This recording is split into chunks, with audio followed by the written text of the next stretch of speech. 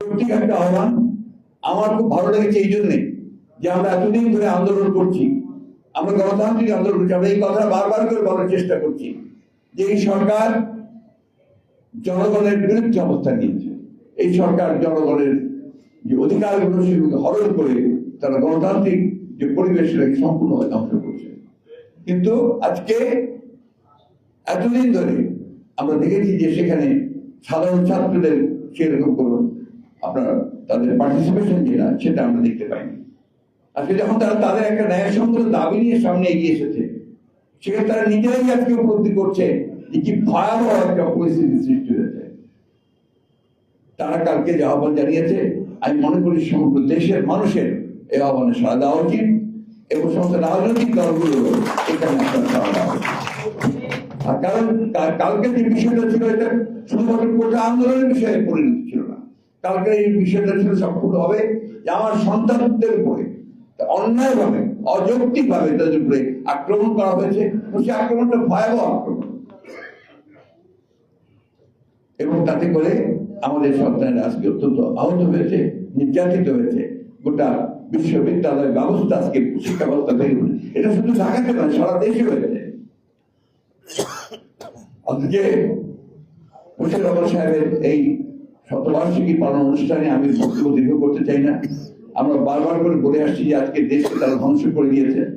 আপনারা দেখেছেন আজকে কথাটা উঠে এসছে যে প্রধানমন্ত্রীর একান্ত ব্যক্তিগত পিএ থেকে সহকারী বলা হয়, তার কাছেই 400 কোটি টাকা তিনি নিজেই বলেছেন, অন্য কারো বলার দরকার নেই, 400 কোটি টাকা সম্পদ নাকি পাওয়া গেছে। এতদিন যে কাজ করলো প্রায় 15-16 বছর ধরে, তুমি এতদিন তো তিনি জানতে পারলেন না। এখন তিনি জানলেন যে তার নিজে বলছেন যে 400 কোটি টাকা সম্পদ নিয়ে গেছে এবং তাই সে এখন চলেও গেছে। হ্যাঁ, এবং আমি শুনলাম সে চলেও গেছে দেশে। এখন প্রশ্নটা হচ্ছে যে আপনারা এটাতে যাওয়ার পরে বলেছে আপনারা কি এতদিন এটা প্রমাণিত হচ্ছে যে একটা জিনিস একটু লক্ষ্য করবেন যে আসলে মূল যে দাবি জনগণের যে একটা সুস্থ অবাধ নির্বাচন চায়, এই গণতন্ত্রকে ফেরত চাই, ভোটের অধিকার ফেরত চায়, এই দাবিগুলোকে পাশ কাটানোর জন্য একটার পর একটা ঘটনা ঘটিয়ে তারাই ঘটনা ঘটাচ্ছে, ঘটিয়ে জনগণের যে দৃষ্টি সেই দৃষ্টিকে তারা বিভ্রান্ত করছে। আজকে এই বিষয়গুলো আমাদের মাথার মধ্যে রেখে আমাদের মূল যে জনগণের যে সমস্যা, সেই সমস্যাটা হচ্ছে আমরা একটা সুস্থ জবাবদিহিমূলক একটা সরকার চাই, একটা ব্যবস্থা চাই, যে ব্যবস্থার মধ্যে দিয়ে মানুষের কথা বলার অধিকার থাকবে, যারা ক্ষমতায় থাকবে তাদেরকে জবাবদিহি করা হবে। এই বিষয়গুলো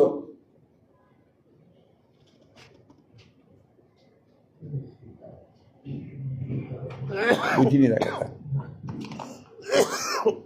তারা জবাবদিহিমূলক আপনার ব্যবস্থা থাকবে এবং সেখানে জনগণ তাদের কথা বলতে পারবে। বন্ধুগণ, বক্তব্য দীর্ঘ করবো না, শুধু কথা বলি একটা কঠিন সময় আমরা অতিক্রম করছি। এই সময় যদি আমরা রুখে দাঁড়াতে না পারি, এই সময়গুলো যদি আমরা রুখে দাঁড়াতে না পারি, তাহলে আমাদের দেশের জাতির অস্তিত্ব বিপন্ন হয়ে পড়বে। আমরা বরাবর বলছি আওয়ামী লীগ এখন আর সেই আওয়ামী লীগ নেই।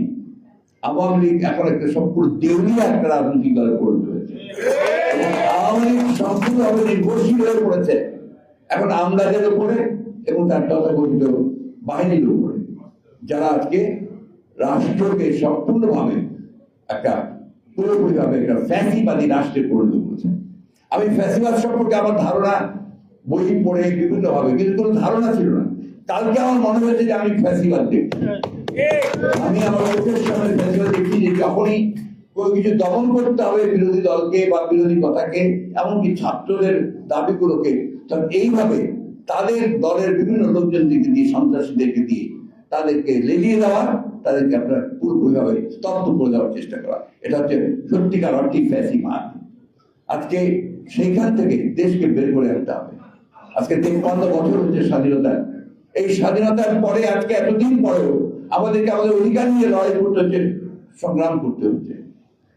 যে কোটার কথা ছেলেরা বলেছে, এই কোটার ব্যবস্থা তো উনি এই প্রধানমন্ত্রীকে আপনার বাতিল করে দিয়েছিলেন, আবার সেটাকে আপনার আদালত দিয়ে সেটাকে নিয়ে এসে সামনে নিয়ে এসে সেটাকে ইস্যু বানিয়ে আবার সেটাকে ইস্যু তৈরি করে দেয়। দুর্ভাগ্য আমাদের আজকে আদালতকে ব্যবহার করা হচ্ছে তাদের শাসনকে স্থায়ী করে রাখবার জন্য। এই কথাটা আমরা বহুবার বলেছি, সেই জন্য আমাদেরকে বিভিন্নভাবে কথা বলা হচ্ছে। আমি খুব স্পষ্ট করে একটা কথা বলতে চাই, সেটা হচ্ছে যে এই দেশের মানুষ এরা জেগে উঠছে। আমি বিশ্বাস করি যে জনগণ তাদের অধিকার আদায় করে নেবে, এবং যে কথাটা আমাদের বান্না সহ আমাদের বক্তারা বলেছেন যে আর সময় দেওয়া যাবে না, আর সকলকেই উঠে দাঁড়াতে হবে, রুখে দাঁড়াতে হবে, অন্যায়ের বিরুদ্ধে দাঁড়িয়ে আমাদের অধিকার আমাদেরকে আদায় করতে হবে। আপনাদের সকলকে ধন্যবাদ, সকলের ভালো।